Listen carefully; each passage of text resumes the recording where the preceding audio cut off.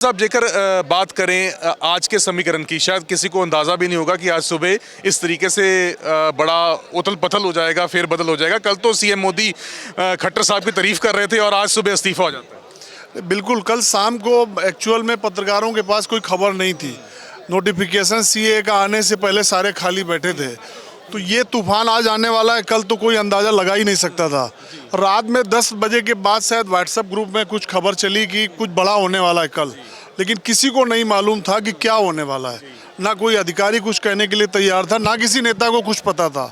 Even आज भी जब तक ये फैसला नहीं हो गया भारतीय जनता पार्टी की विधायक दल की बैठक में कि नायब सिंह सैनी नेता होंगे, अगले सीएम होने जा रहे हैं, अगले टाइम तक भी किसी ने ये अंदाज़ा भी नहीं लगाया था कि खट्टर स्टेप डाउन करेंगे। उसके बिल्कुल अंदाज़ा नहीं था। उस बैठक में जब ये बात निकल के आई कि नायब सिंह सैनी को लीडर बना दिया गया विधायक दल का, उसके 10 मिनट पहले तक किसी को नहीं पता था कि क्या होने जा रहा है।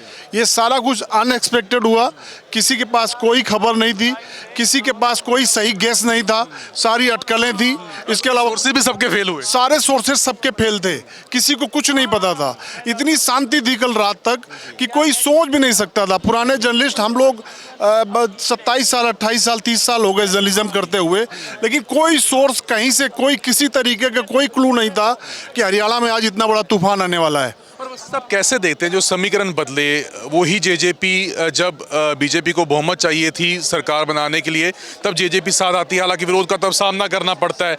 और अब उस मौके के ऊपर जब लोकसभा चुनाव बिल्कुल सिर के ऊपर है और बिल्कुल अलग हो जाना, जेजेपी का अलग होना, हालांकि 2 सीटें मांगना और सीटें ना मिलना और फिर ऊपर से जेजेपी का अलग हो जाना।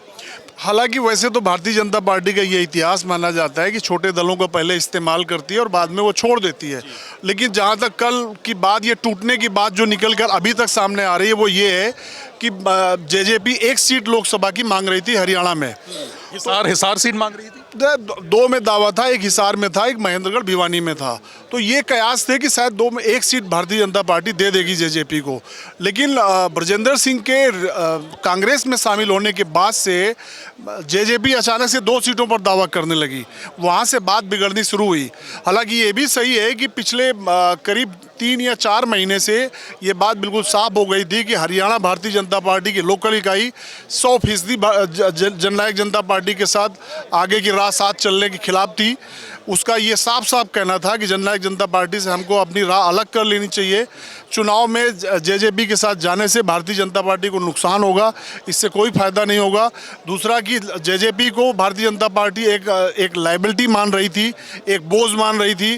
करप्शन के जो चार्जेस थे सबसे ज़्यादा जननायक जनता पार्टी के ऊपर थे। तो हरियाणा की स्थानीय भारतीय जनता पार्टी इकाई में ये 100% राय थी कि जेजेपी को हटाने से जो एंटी इनकम्बेंसी है सरकार की वो कम हो जाएगी।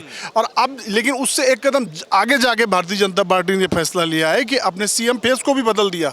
सीएम फेस बदलने का साफ साफ मतलब है कि 10 साल की जो एंटी इनकम्बेंसी थी सरकार के खिलाफ, सरकार ने, हाईकमान ने बीजेपी के उसको काउंटर करने की कोशिश की है। ये चर्चाएं हैं कि जो नायब सिंह सैनी है वो भी एक राइट हैंड ही है मनोहर लाल खट्टर का। तो एक तरीके से अगर खट्टर को डाउन किया है तो उनका ही विकल्प जो है, या कह लें कि एक तरीके से उनका ही राइट हैंड जो है वो बीजेपी ने लगा दिया है। ये बात सही है कि खट्टर के विश्वास पात्र माने जाते हैं नायब सिंह सैनी, लेकिन दूसरी बात भी सही है कि जाट और नॉन जाट की जो पॉलिटिक्स है हरियाणा में, उसमें नॉन जाट अपने वोट बैंक को कंसोलिडेट करने की कोशिश की है भारतीय जनता पार्टी ने अपने इस निर्णय के साथ में। अवस्थी, ये समझाइए मेरे को अवस्थी जी कि आपको क्या लगता है, नायब सिंह सैनी सीएम बने हैं या सैनी फैक्टर सीएम बना है? सैनी फैक्टर सीएम बना है। अगर वो ओबीसी नहीं होते तो शायद वो सीएम नहीं होते। तो ये भारतीय जनता पार्टी अब ये कोशिश करेगी। पिछली स्टेट्स की अगर बात करें, इससे पहले अगर और जो चुनाव हुए हैं तो उसमें भी उन्होंने ऐसे विकल्प निकाले हैं ताकि ऐसे समाज को भी उन्होंने खुश करने की कोशिश की है जिनके ऊपर हालांकि सवाल खड़े होते नजर आते थे। नहीं, बिल्कुल पिछले फैसले भारतीय जनता पार्टी, अगर आप देखो, चाहे भजनलाल शर्मा और राजस्थान के सीएम अपनी कॉन्स्टिट्यूंसी के बाहर कितने लोग उनको जानते थे, इस पर सवाल है। मध्य प्रदेश के सीएम जो बनाए मोहनलाल यादव, कितने लोग अपनी कॉन्स्टिट्यूंसी से बाहर या प्रदेश में कितने लोग उनको जानते थे, इस पर सवाल हैं। ठीक वही नायब सिंह सैनी के साथ में भी है कि नायब सिंह, ये माना जा रहा था कि कुरुक्षेत्र में जहाँ से वो सांसद हैं वहाँ उनको लेकर फीडबैक खराब था, बीजेपी के सर्वे अपने ठीक नहीं थे। ये संभावना थी कि अगर उनको लोकसभा चुनाव में भारतीय जनता पार्टी उतारती है तो शायद वो लूज कर जाए चुनाव। इसके ठीक पहले जिला परिषद के चुनाव में नायब सिंह सैनी की पत्नी चुनाव हार चुकी हैं। आप इससे अंदाजा लगा सकते हो कि नायब सिंह सैनी कितने स्ट्रांग फेस थे। तो अब ये बात है उसमें कि जो ओबीसी कार्ड है, बीजेपी इसके जरिए ओबीसी कार्ड खेलने की कोशिश करेगी। और अगर मनोला खट्टर की बात करें तो क्या लगता है उनकी अगली पारी करनाल से लोकसभा चुनाव लड़ने की होगी? मुझे लगता है कि इस बात को या तो आरएसएस के शीर्षस्थ लोग जानते होंगे या नरेंद्र मोदी, अमित शाह जानते होंगे। बीजेपी में इसके अलावा किसी को कुछ पता नहीं होता। ऊपर से जो एक लाइन का आदेश आता है वही नीचे फॉलो होता है। हाँ, ये अभी कयास है कि शायद मनोहर खट्टर को करनाल से लोकसभा का चुनाव लड़ाया जाए या सेंटर, इसके बाद इनको सेंटर में लेके जाया जाए, सेंटर में कोई बड़ा पद मिले। लेकिन ये सिर्फ अटकलें हैं, इससे ज़्यादा कुछ नहीं। तो ये भी शुरू हो गई है कि खट्टर को मंत्री बना के खेती-बाड़ी डिपार्टमेंट भी दिया जा सकता है। नहीं, चर्चाएं तो ये भी है कि नड्डा का कार्यकाल 2025 में खत्म हो रहा है लोकसभा चुनाव के बाद। चूंकि प्राइम मिनिस्टर मोदी के नजदीकी हैं खट्टर, तो हो सकता है कि राष्ट्रीय अध्यक्ष भी बना दिया जाए। यहाँ तक चर्चाएं हैं, लेकिन सब हर चीज अटकल है।